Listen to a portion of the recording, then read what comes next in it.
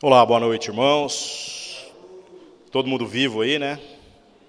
Abra sua Bíblia. O texto que nós vamos trabalhar hoje está em Gálatas, capítulo 6. Nós estamos entrando no mês de maio, né? E esse como o primeiro culto que a gente tem no domingo à noite. Junho, desculpa. Falar nisso, deixa eu fazer uma pergunta, Guilherme. Semana que vem é ceia? Precisa lembrar o pessoal, viu, gente? Semana que vem é ceia. Então, trazer um salgado, alguma coisa, para a gente fazer uma ceia de verdade, depois da ceia simbólica aqui, tá? Mas voltando, né? Gálatas capítulo 6, vamos ler os 10 primeiros versículos aqui. Entrando no mês de junho agora, nós vamos trabalhar o tema, uma oferta pela comunidade. Tudo isso dentro do tema que a gente tem trabalhado o ano todo, que é a ideia de ver compaixão, né? A ideia de como Jesus se compadeceu das multidões ao olhar para elas e perceber que elas viviam, elas andavam desgarradas, como ovelhas que não têm pastor. Nós cremos que Jesus é o pastor. Nós cremos que Ele é o pastor suficiente e que, na verdade, todo o restante do trabalho é uma colaboração com aquilo que é o pastoreio dele. Não tem ninguém que vai se colocar como intermediário entre os homens e Deus, muito pelo contrário. Todos nós, por mais que tenhamos funções diferenciadas no corpo de Cristo, naquilo que a igreja tem se tornado na face da terra, somos todos ovelhas, né? E a expressão pastor, ela de certo modo passou a ser usada até equivocadamente, né? Você não vai encontrar na Bíblia homens que são chamados de pastores. Você vai encontrar presbíteros, você vai encontrar bispos, que na verdade é mais ou menos a mesma coisa, né? Mas a nomenclatura que utilizamos é pastores, e é importante então lembrar que o único pastor é Jesus. Nós todos, ao mesmo tempo que temos responsabilidade de nos guiar mutuamente pelos caminhos de Deus, temos que entender que estamos debaixo da submissão ao único pastor. Então, esse pastor, Jesus, ele olha as pessoas e vê elas como ovelhas desgarradas, ovelhas que não têm um pastor. Esse próprio Jesus diz que nós devemos clamar a Deus para que Ele mande trabalhadores para o campo, para a sua seara, para o lugar onde tem faltado gente, para que a colheita possa ser feita, para que essas pessoas que estão a ponto de serem alcançadas pelo Evangelho, mas às vezes ficam sempre na marginalidade daquilo que é o reino de Deus, possam ser alcançadas de uma maneira definitiva, né? E aí, quando a gente vem trazer isso para a nossa realidade agora, se passaram 2000 anos, e eu vejo que há uma crise no nosso entendimento, por conta das distorções de percepção que a gente vai gerando, né? A gente começa a chamar o prédio de igreja, daqui um pouco nós entendemos que igreja não é o que a Bíblia está dizendo, que é a reunião daqueles que entendem que foram chamados por Cristo Jesus para viver como um só corpo, e a gente, ao invés de chamar isso aqui de prédio, a gente já começa a falar assim: eu vou à igreja. Você não está indo à igreja, você está indo ao culto no lugar onde a igreja se reúne. Mas se a gente não tiver prédio, a gente continua sendo igreja, né? E embora a gente sabe que não é bem assim que funciona, porque isso está tão enraizado na gente, que quando você tira o prédio, o cara acha que a igreja acaba, né? As pessoas precisam de prédio para ficar se reunindo. É uma escravidão, né? Algo que parece estar entranhado na gente. E por causa disso, nós temos um monte de coisas da jornada cristã que estão sendo diluídas pelo uso. Então, compete a nós, na nossa busca por aquilo que é a vontade de Deus para nós, voltarmos à Escritura e tentarmos buscar a essência daquilo que é o desejo de Deus para nós. Como Ele quer que a gente viva, e não como a gente acha que a gente deve viver para agradar a Deus. Se você quer agradar a Deus, importa ouvir a opinião dEle, e não gerar a sua própria opinião. Mas, infelizmente, muita gente tem gerado muita opinião. Muita gente quer agradar a Deus do seu jeito, e não do jeito que Deus quer ser agradado. Isso é estranho, né? Isso chega a ser até contraditório. Fica parecendo aquele cara que quer ser seu amigo, e ele quer te agradar fazendo algo que você não quer que ele faça. Obviamente, essa amizade não vai longe, né? Não tem como alguém se tornar inoportuno na sua vida e achar que está te fazendo um favor, né? Mas nós achamos que isso é normal, né? A gente fica assim: não, mas eu sou super sincero. Eu viro para o meu irmão e falo assim: não, eu só falo a verdade. E falando a verdade, nós estamos às vezes matando pessoas. né? Então, se queremos saber aquilo que é a vontade de Deus, vamos ter que ir para a Bíblia e buscar aquilo que Deus tem para nós. O que esse texto aqui, do capítulo 6 de Gálatas, vai trazer para nós, esmiuçando em detalhes, né, é sobre como há um desafio de entendermos a nossa responsabilidade para com a comunidade, no sentido de que a gente possa compreender que não apenas o dinheiro, embora ele também é um sintoma, mas o nosso compromisso uns para com os outros é a maior oferta que a gente poderia dar para Deus. E essa oferta para dar para Deus, não dá para você catar assim como não dá para fazer com o dinheiro, jogar para o alto, falar assim: Deus, o que o Senhor quiser o Senhor pega, e o que cair no chão eu recolho, falo que esse é meu mesmo porque Deus não quis, né? Não é assim que funciona. O lugar onde Deus aceita oferta, sacrifício, aceita adoração e tudo mais, é na vida comunitária, como o Guilherme falou aqui até anteriormente. O lugar onde Deus nos abençoa é na vida comunitária. Então isso é igreja. E fora disso, não é igreja. Fora desse conceito, não é igreja. E fomos chamados para sermos igreja, e entendendo que como discípulos de Jesus, nós temos uma lei diferente de tudo aquilo que eram os mandamentos lá do Antigo Testamento, para que a gente possa tornar o Evangelho visto, o reino de Deus visível às pessoas que olham para nós, né? Nós vamos cumprir a lei de Cristo. A lei de Cristo não se dá por mandamentos. A lei de Cristo não se dá por uma lista de coisas que você pode fazer ou que você não pode fazer. A lei de Cristo consiste em que você, conhecendo aquilo que o Evangelho diz, possa agora viver uma transformação de entendimento que vai te levar até a mente de Cristo. Tendo a mente de Cristo, em toda situação, você não precisa mais de mandamento. Você vai pensar: poxa, agora eu penso como Cristo, então como eu vou me portar diante dessa situação? E de maneira graciosa, você vai exceder o mandamento, e as pessoas glorificarão a Deus por ver você andando não mais segundo preceitos, mas segundo o entendimento. No fundo, o Evangelho vem para gerar entendimento na gente. Mas nós, infelizmente, às vezes achamos que Cristo nos libertou tanto, mas tanto, que a gente está liberto até dele, né? A gente acha que Deus nos libertou para que a gente tenha liberdade, inclusive, de negá-lo. Inclusive de dizer: Deus, eu não te quero. Se você não quer Deus, isso é legítimo, de fato é permitido. Mas a palavra que está associada à ideia de não querer Deus é inferno, é apostasia, é estar longe de Deus. Ah, um lugar quente, vermelho, cheio de capetinha, me espetando com tridente? É pior do que isso. É estar num lugar onde a gente está definitivamente apartado da comunhão com Deus. E ninguém sabe, pelo menos ninguém ainda de nós, experimentou o que era estar totalmente apartado de Deus. Mesmo quando você estava atolado em pecados, mesmo quando você estava fazendo o que não devia, na hora errada, no lugar errado, com as pessoas erradas, ainda assim a graça de Deus é que te sustentou. Porque se ela não te sustentasse, você teria sido fulminado ali. Não haveria como. O terror teria tomado conta da sua vida, e a única coisa que restaria é morte mesmo, e amarga morte para você. Então, se vivemos, é pela graça. Se permanecemos, é pela graça.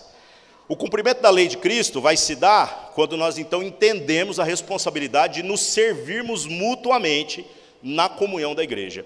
E esse capítulo 6 aqui vai falar exatamente em como isso tem que acontecer. Como que essa realidade tem que ser vista em nós. Beleza? Vamos começar no texto aqui. Gálatas capítulo 6, verso 1.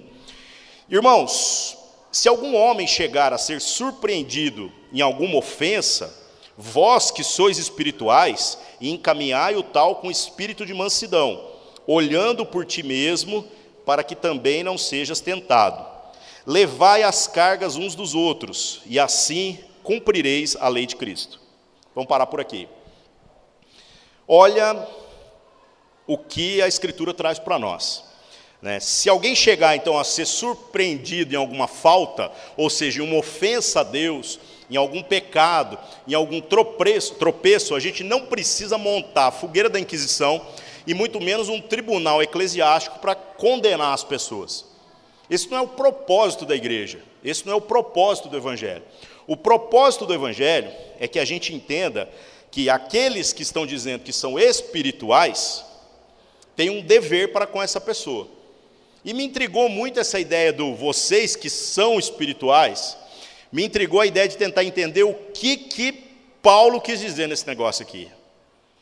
O que ele está querendo dizer? E aí fui pesquisar, fui para os comentários bíblicos, tentar ver o que os grandes mestres falaram aí, né?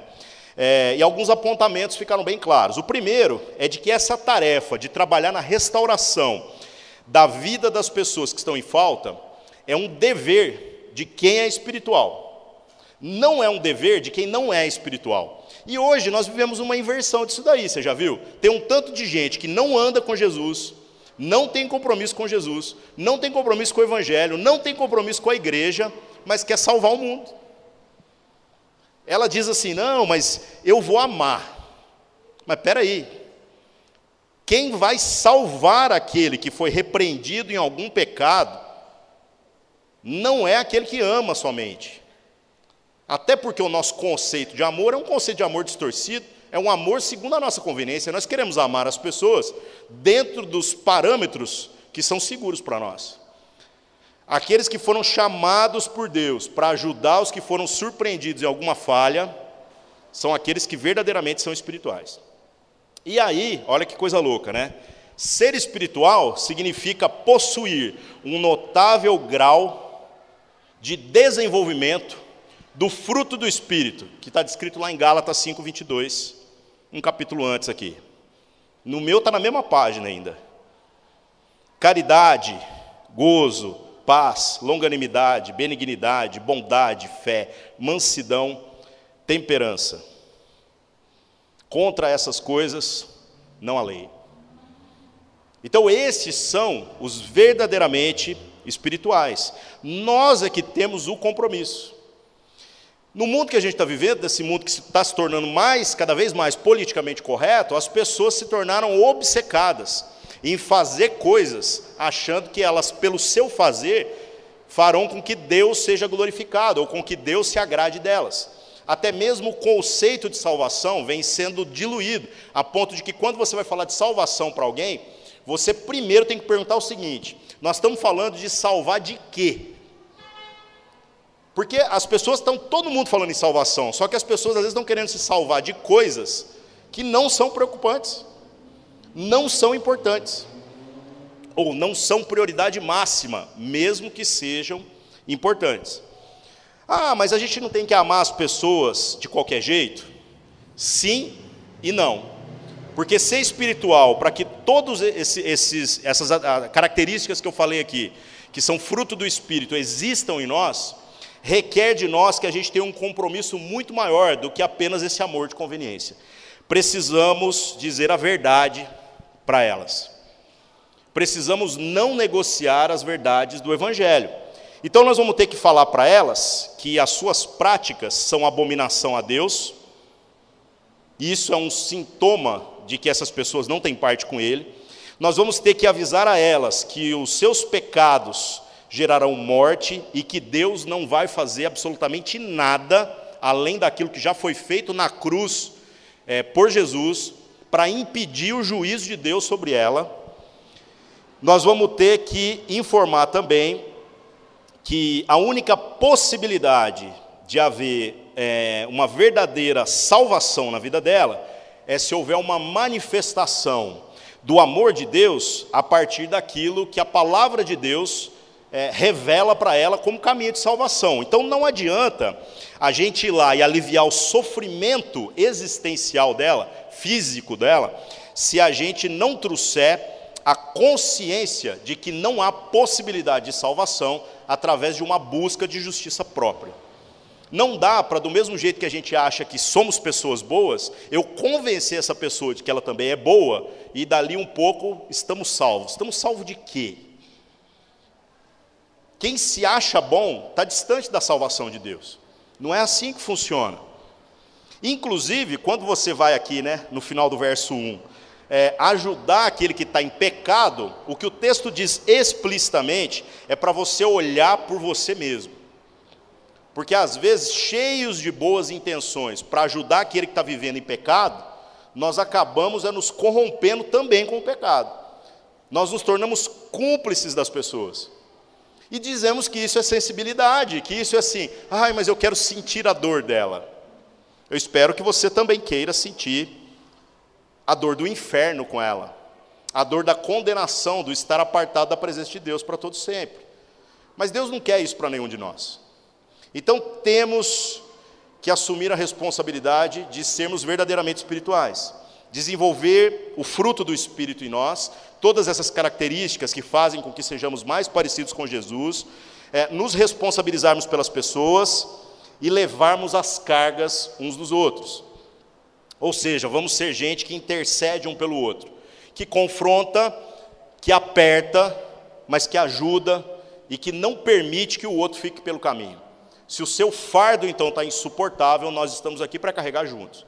Nós não estamos aqui para dizer que um é melhor do que o outro, nem nada do tipo. Por que temos que fazer isso? Deus não é amor? Então, Deus é amor, mas Ele não é o amor dentro dos parâmetros da sua conveniência. Deus deseja que nós vivamos segundo aquilo que a Escritura traz para nós.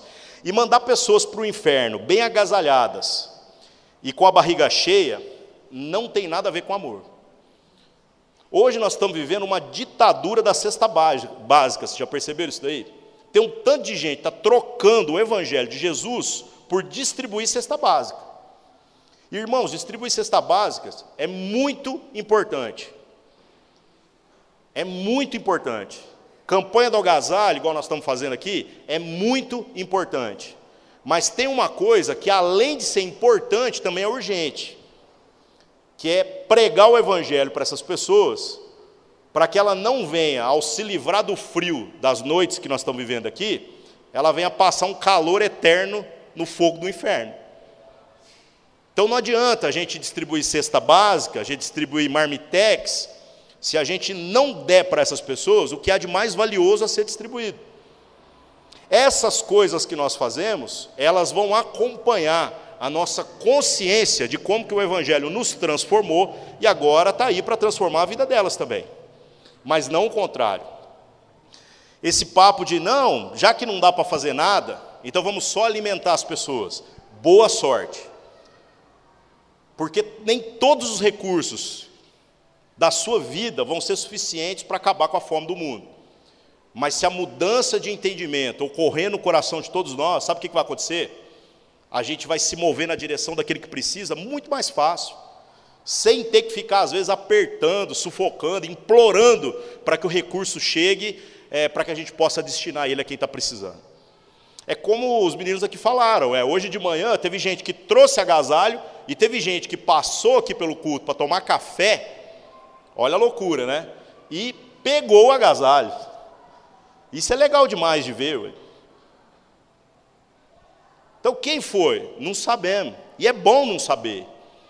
Mas, às vezes, onde que está a nossa obsessão? Nós queremos ter controle. Você quer que, ao ceder o seu agasalho, você quer saber para onde ele vai. Porque, no fundo, você quer que a glória seja dada a você e não a Deus. Quem jogou o agasalho na caixa, não sabe onde esse agasalho foi parar. E quem pegou o agasalho, glorifica a Deus, porque também não sabe quem doou ele. Há um desafio, então, de que a gente venha rever esse nosso senso de justiça. Porque a justiça de Deus não apenas é para as coisas materiais, mas é para nos salvar para a eternidade. Verso 3 a 5, aqui, continuando, ainda no capítulo 6. Porque se alguém cuida ser alguma coisa, não sendo nada, engana-se a si mesmo. Mas prove cada um a sua própria obra, e terá glória só em si mesmo, e não em outro. Porque cada qual levará a sua própria carga. Olha que coisa louca. Então, irmãos, é bom se alegrar com o fruto do seu esforço em agradar a Deus? Claro que é. Não tem nada mais satisfatório do que você participar de um evangelismo num lugar extremamente pobre. Você vai, compartilha a palavra, compartilha dos recursos, compartilha da amizade, dos abraços, e quando você volta, uma alegria toma conta de você, que quem experimentou sabe do que eu estou falando. Não tem nada mais gostoso do que você fazer um trabalho no sistema prisional, que aí não adianta você ter dinheiro, não adianta você ter estrutura, não adianta você ter nada. Por aquelas pessoas, a única coisa que você pode oferecer é amizade e orações. E você, quando sai de lá, cara, você sai de lá cheio. Mas cheio de quê? Então a Escritura está dizendo aqui, prove a sua própria obra. Ou seja, ache alegria nas coisas que você faz, porque entende que está servindo a Deus. Mas essas coisas não podem se tornar motivo de orgulho para você passar a se considerar melhor do que as outras pessoas. Então, o que eu faço não me torna melhor do que você, porque você faz menos coisas do que eu faço. Primeiro que nós não fomos chamados para fazer as mesmas coisas. Essa é a diversidade do reino de Deus. Os lugares onde você está, as pessoas que você tem a capacidade de influenciar, de ser amigo, de pregar o evangelho, só você tem. Então assuma a sua responsabilidade e seja um instrumento de Deus aonde você está. Se alegre com as obras que vêm do seu esforço, da sua tentativa de agradar a Deus. É bom que cada um de nós cuide da sua maneira de viver, se preparando para o dia do julgamento, que vai acontecer no último dia. Ah, mas eu estou livre do julgamento, né? Jesus pagou pelos meus pecados. Isso é verdade, irmão.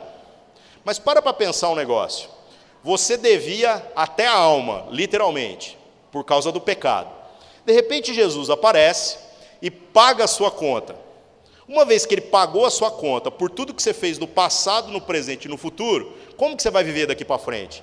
De maneira agradecida ou de maneira leviana? Sabe como é que é uma maneira leviana? Depois que o cara foi lá e quitou meu cheque especial, eu vou lá e cato o cartão e estouro ele de novo. E é isso que nós fazemos com a nossa maneira de proceder. Então, as boas obras não são determinantes para a salvação, mas elas são um sinal da salvação necessário. Eu estou dizendo que eu fui transformado pelo Evangelho. Eu estou dizendo que eu fui alcançado por Jesus. Fui alcançado? Então eu devo viver como alguém que foi alcançado. Eu tenho que viver como um discípulo de Jesus. As boas obras têm que ser vistas em mim. Eu tenho que me esforçar, mesmo sabendo que a salvação não se refere ao meu esforço. No entanto, a Escritura deixa para nós muito claro que cada um que planta alguma coisa vai colher isso daí. E é até o que nós vamos ler aqui em seguida. Galardão existe, não para salvação, não há dúvidas disso, salvação é por graça, mas é fato que cada um que tem o coração disposto a semear mais em Deus, vai ter a oportunidade de receber mais. Ah, quer dizer que no céu eu vou ser mais rico ou mais pobre? Não, irmãos, mas pensa comigo, por que galardão valeria a pena a gente trabalhar mais, se esforçar mais, lutar mais? Dinheiro? Dinheiro no céu não vale nada. Mas talvez pessoas. Já pensou que alegria que é pelo fruto do seu esforço, você ser usado por Deus para alcançar as pessoas que você ama? Rapaz, isso é um galardão inestimável. Pensa na alegria na hora de eu chegar lá diante de Deus, Deus falar assim: Ari, está aqui o seu galardão. Sua esposa, seu filho, sua mãe, seu pai. Velho, não tem alegria maior. E aí ele começa a dar meus amigos, né? Para pensar, não tem alegria maior. Então, irmãos, precisamos de esforço. Precisamos entender que isso é sério. Verso 6. E o que é instruído na palavra, reparta de todos os seus bens com aquele que o instrui. Não erreis. Deus não se deixe escarnecer, porque tudo que o homem semear, isso também ceifará. Porque o que semeia na sua carne, da carne ceifará a corrupção. Mas o que semeia no Espírito, do Espírito ceifará a vida eterna. E não nos cansemos de fazer o bem, porque a seu tempo ceifaremos, se não houvermos desfalecido. Então, enquanto temos tempo, façamos o bem a todos, mas principalmente aos domésticos da fé. Principalmente aos irmãos da fé. Irmãos, olha a bronca que esse texto aqui traz.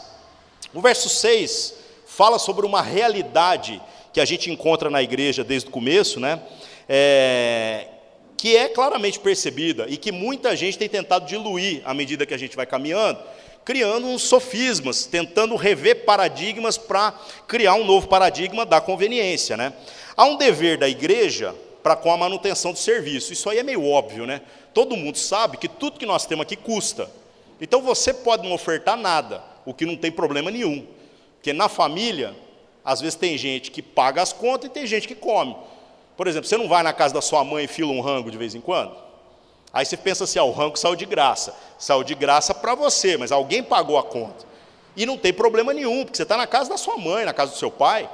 Na casa do seu pai, enquanto o pai tem o recurso para pagar, não tem problema nenhum. Você vai lá e come. Mas se tornar adulto e responsável, significa exatamente você passar a se responsabilizar. Na igreja primitiva, nós vemos uma realidade que hoje muita gente anda empinando a carroça. Quando a gente fala de manutenção estrutural, já tem gente que entra em crise, porque fica assim, não, mas eu não vou ajudar a pagar a conta de luz aqui. Beleza, mas alguém vai. Se não repartirmos esse fardo, alguém vai pagar. Só que a Bíblia vai além. A Bíblia, quando fala da gente ter uma responsabilidade financeira, ela não se restringe ao cuidado para com os pobres. Ela não se restringe em distribuir cesta básica.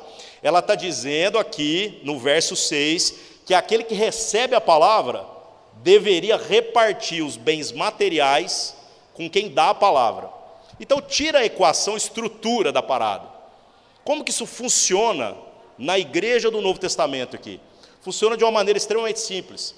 Quando alguém era abençoado por alguma palavra, a pessoa imediatamente dava um presente para essa pessoa, que podia ser dinheiro, ou podia ser comida, ou podia ser roupa, mas era algo para poder ajudar essa pessoa a se manter.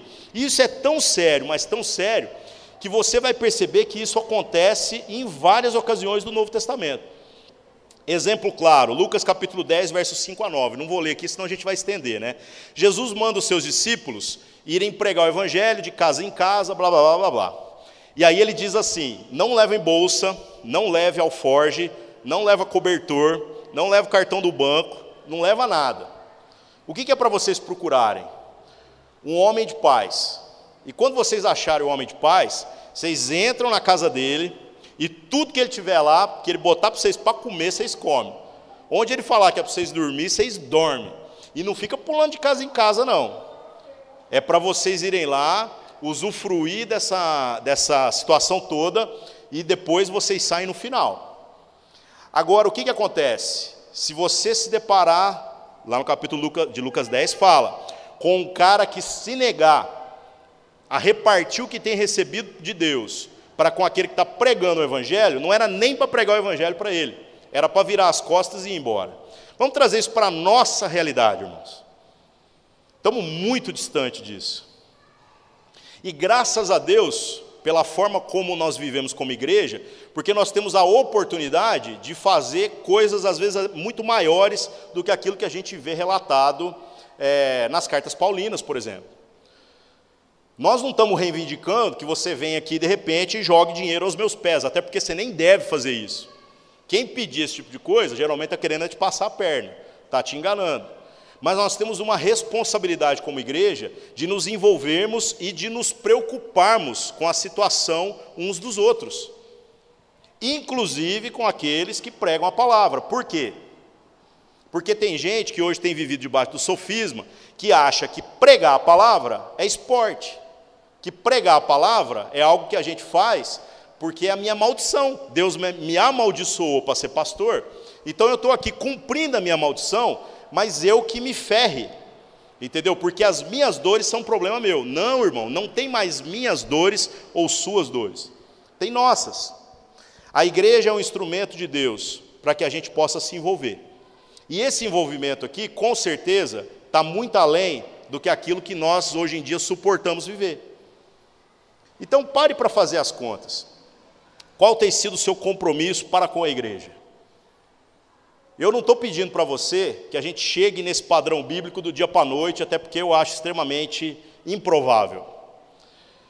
Mas eu creio que nós podemos caminhar um pouquinho mais no sentido de fazermos juntos, de ofertarmos juntos, e não apenas o nosso dinheiro, mas também todas as outras coisas que fazem parte do ser igreja, do gastarmos juntos, do nos comprometermos juntos, do nos responsabilizarmos juntos, do saber das dores juntos. Porque se a gente não fizer isso daí, sabe o que vai acontecer? Nós deixamos de existir como igreja. Imagina que cada um de nós é tomado pelo egoísmo e corre atrás do seu próprio interesse. Beleza? Beleza. Se nós fizermos isso, o que acontece? Nós simplesmente não existimos mais. Cada um vai cuidar da sua vida, e a gente para de entender como que a minha oferta, o meu esforço, o meu tempo, o meu sacrifício em estar junto, o quanto eu oferto da minha presença, saindo da minha casa e estando junto aqui, às vezes simplesmente para a gente sair para comer depois. O quanto que isso é importante na vida do outro. Não é sobre, então, aquilo que eu posso receber de Deus, mas sobre aquilo que eu fui chamado por Deus para repartir. Ou seja, a minha oferta pela comunidade, a minha oferta para os irmãos, como Deus é glorificado nesta oferta, e não em nenhuma outra coisa. O pastor Neil Barreto, lá do Rio de Janeiro, né, eu vi uma mensagem dele uma vez, que ele dizia uma coisa muito pesada. Ele dizia que a igreja miserável gera o pastor mercenário. E, de fato, isso é uma realidade, né? Isso tem se alastrado a ponto da gente hoje encontrar mercenários em todas as áreas da igreja. A gente fala mal, né, gente, e isso virou meio que um clichê no nosso meio, falar mal do cantor gospel que de repente assinou com a gravadora tal para ganhar rios de dinheiro e comprometeu a coerência da sua fé, porque agora ele quer tocar em feira agropecuária com o dinheiro de caixa 2 para encher o bolso de dinheiro, não é verdade? Mas para pensar, boa parte das pessoas que entraram para isso daí passaram fome. Não tiveram a oportunidade de repente, em dignidade, dizer não. Então, será que nós assumimos essa responsabilidade? E são cantores, são missionários. Gente, eu já vi missionários se envolvendo com cada coisa que vocês não acreditam. Eu já vi missionário tendo vida dupla. Não é vida dupla de jornada dupla, não. Isso aí, geralmente, todo mundo do reino de Deus tem mesmo. Eu estou dizendo do cara, às vezes, fazer um bagulho que glorifica a Deus e fazer outro que glorifica o capeta mesmo. Mas é o capeta que paga as contas. Eu não vou entrar em mérito aqui, porque eu não quero expor uns irmãos. Você está entendendo? E aí eu penso, nós temos entendido o nosso compromisso para com aquilo que fazemos como igreja? Complicado, né? E por último, aqui do verso 10, há uma obrigação especial de cada um de nós, e o texto diz, especialmente para com aqueles que são da família da fé. É muito bonito a gente, de repente, ficar, mas eu vou amar as pessoas, se a gente não se amar. É muito bonito a gente dizer, eu vou salvar o mundo, se a gente não se oferecer como instrumento de redenção para a vida uns dos outros. É muito bonito a gente catar o nosso dinheiro e dar tudo aos pobres e oferecer até mesmo o nosso corpo para ser queimado, como diz lá em 1 Coríntios capítulo 13. Mas este amor, que é o amor da conveniência, onde você faz aquilo que você quer, para quem você quer, de modo que você seja glorificado no final, não é o amor de Deus. Nós somos chamados para vivermos isso juntos. Então o altar onde eu tenho que sacrificar a minha vida é o altar da comunhão, é o altar do estarmos juntos. E aí é ruim, porque às vezes você não gosta de mim e eu também não gosto de você. Pensa na responsabilidade que há em eu ter que oferecer a minha oferta no altar que abençoa a sua vida, sendo que eu te odeio. Bem-vindo ao reino de Deus. É para isso que fomos chamados e essa é a maior oferta de todas. O meu medo, irmãos, para a gente concluir aqui, né, é que ministério, ou seja, pensar o reino de Deus em toda a sua dimensão, e não apenas frequentar culto, na nossa geração se tornou um sonho de velhos. Quantas pessoas têm feito a conta nisso daí, sabe? Tipo assim, a ambição pode ser simples, eu quero ser um bom cristão. Mas nessa de ser um bom cristão, você já não estabelece um teto. Hoje as pessoas começam a andar com Jesus já estabelecendo o teto. A pessoa já diz assim, eu vou dar minha vida para Jesus, desde que não comprometa o meu trabalho, não comprometa a minha família, não comprometa a minha felicidade, não comprometa os meus sonhos, não comprometa a minha faculdade, não comprometa nada. Ué, irmãos, então você não deu sua vida para Jesus. E eu não estou dizendo que você vai ter que largar nenhuma dessas coisas. Mas teve um tanto de coisa que eu achei que eu ia fazer, que era a minha vontade, que não tinha nada a ver com a vontade de Deus. Eu fiz faculdade também, viu, irmãos? Eu fiz um tanto de coisa. Eu abri empresa, aliás, 4. No entanto, onde que está a mão de Deus nesse negócio aí? Então, você está livre, você vai fazer o que você quiser, mas não coloque teto para aquilo que é a sua jornada em Deus. Não coloque teto, porque na sua caminhada, de repente, Deus vai te falar para andar um pouco mais. Se Deus tivesse mostrado para mim o que é minha vida hoje, lá no começo, eu tinha desistido, era lá no começo. Você está louco? Isso é escola para louco, esse negócio de ministério. Mas, irmãos, ministério não pode ser um sonho de velhos. Todos nós fomos chamados para sermos ministros de Deus. Nós ministramos às pessoas as virtudes de Deus reveladas na palavra e que deveriam ser vistas através da nossa vida. Uns vão ter vocações específicas, uns serão missionários em tempo integral, missionários transculturais, mas todos nós estamos debaixo da missão de Deus e seremos usados por Deus no lugar onde Deus nos colocar. Então não coloque teto. Entenda que se Deus falar vai, você vai ter que ir. E que se às vezes Deus falar não vai, você não vai ter que ir. Não sou eu que vou dizer isso para você, não é a igreja que vai dizer isso para você. Isso é uma parada entre você e Deus. Mas ministério não pode ser um sonho de velhos. Outra questão, ser pobre não é ingresso para o céu não, viu, irmãos? Que é um paradigma que nós criamos aí, né? Todo mundo trata o pobre como um coitado. Ele é um coitado materialmente falando. Ele pode ter sido prejudicado por falta de justiça nessa terra, ele pode ter nascido em condições que ele não merece, beleza. Mas diante de Deus, e no que se refere à salvação, o pobre merece o inferno assim como o rico. Tenha certeza disso, viu, meus irmãos? A principal pobreza que Deus deseja curar é a que se reflete na eternidade. É por isso que eu falei para vocês que nós temos que nos comprometer com as coisas que fazemos juntos, e não em tentar resolver o problema de forma pontual. Porque você pode até alimentar uma pessoa durante toda a sua vida, mas para tirar o inferno da vida de uma pessoa, a ponto da gente se tornar discípulo de Jesus, isso é algo que você não pode fazer, isso é algo que só nós podemos fazer, porque isso é missão da igreja, isso não é a sua missão. A sua missão, quando ela está alinhada com aquilo que é a missão da igreja, você vai como igreja. Mas não dá para a gente viver totalmente desconectado, porque não é isso que o Evangelho ensina para nós. Uma igreja que prega e nada faz, ainda assim fez mais do que a que só faz e nada prega. Olha que loucura isso aqui, hein? A igreja que prega e nada faz, ela ainda assim fez mais do que a que faz e nada prega.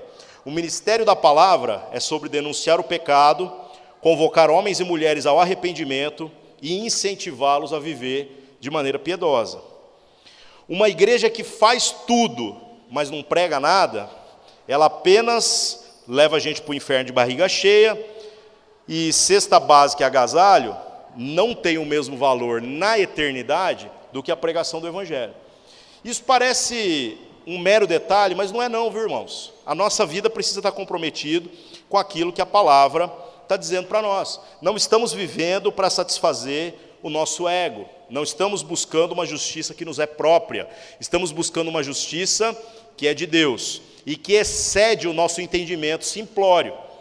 Pelo nosso entendimento, às vezes você pode se achar que você é uma boa pessoa, mas para Deus você não é.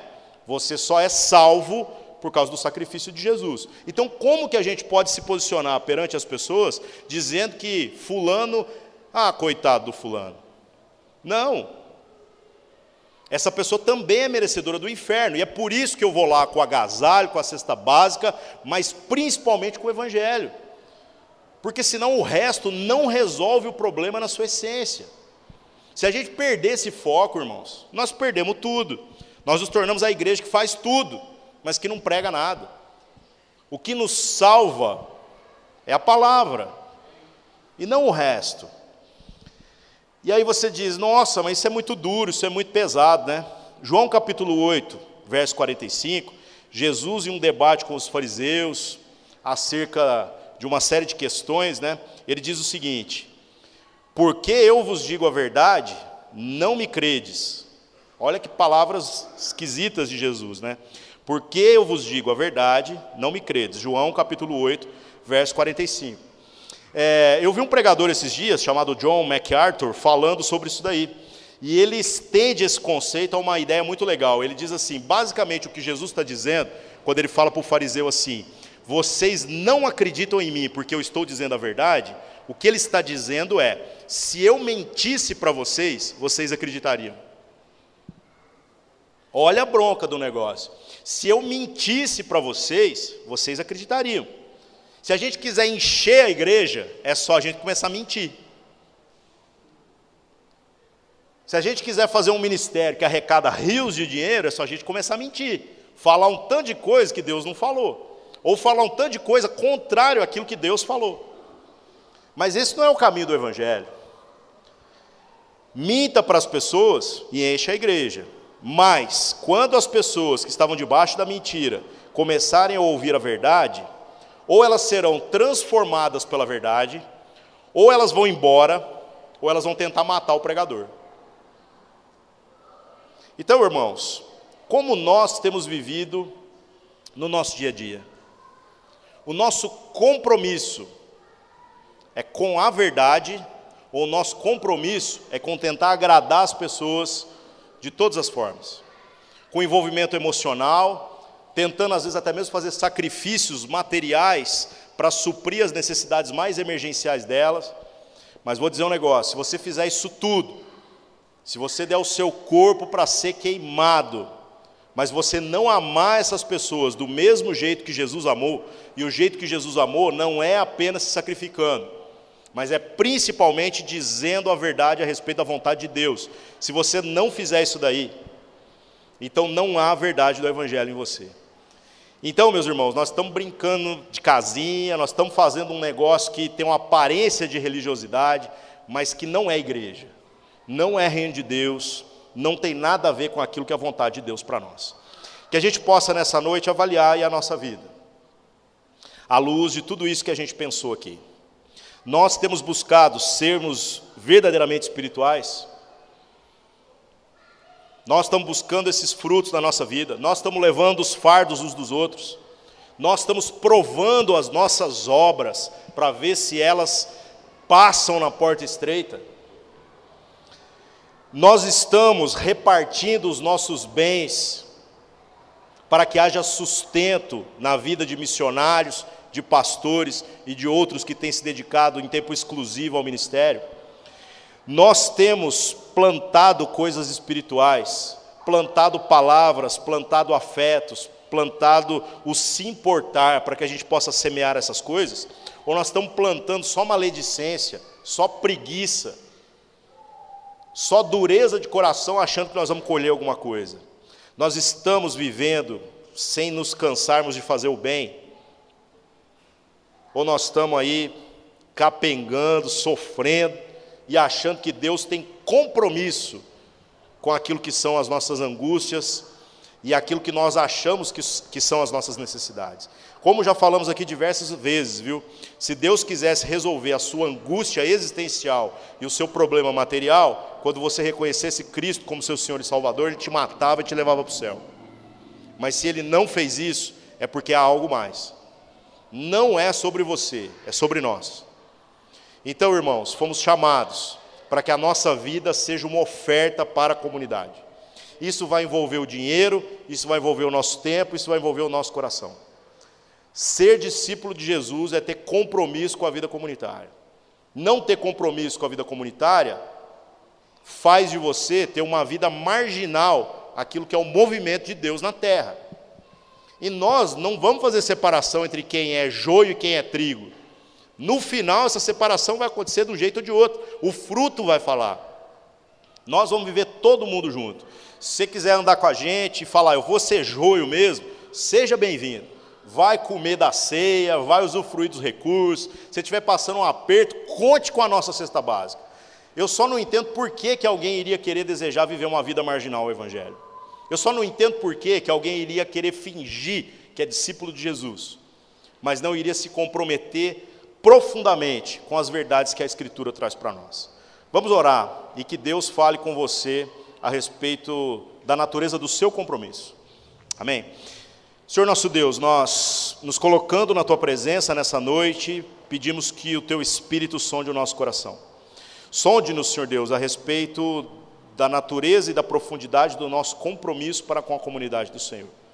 A nossa vida tem sido uma oferta para a comunidade, Senhor, em que, Senhor Deus, nós temos sido devedores uns para com os outros, em que, Senhor Deus, nós temos atrapalhado a igreja do Senhor e ser glorificada por aquilo que ela é e também por aquilo que ela faz. Sonda o nosso coração, Pai, e fale com cada um de nós, que não haja entre nós constrangimento pelo quanto ofertamos, pelo tempo que dedicamos, mas que haja entre nós, Senhor Deus, verdadeira inspiração, que possamos olhar para a vida uns dos outros e ver a graça do Senhor na vida do irmão, e olhando a graça do Senhor, que possamos cobiçar de maneira santa as coisas que são do alto e que podem ser vistas através da manifestação do fruto do Espírito na vida dele. Que eu possa desejar orar como o meu irmão ora, que eu possa desejar pregar como o meu irmão prega, se compadecer como o outro faz, e que isso me empurre para frente, que a comunhão nos pressione a ir mais profundamente, Senhor Deus, nessa jornada com o Senhor, nessa jornada da vida comunitária, de modo que o Senhor seja glorificado e que nós possamos não nos perdermos no egoísmo, não nos perdermos, Senhor Deus, na busca pelos nossos próprios interesses, em detrimento daquilo que é a sua vontade. Perdoa-nos, Senhor, e glorifica o seu próprio nome através da nossa vida. Em nome de Jesus, amém.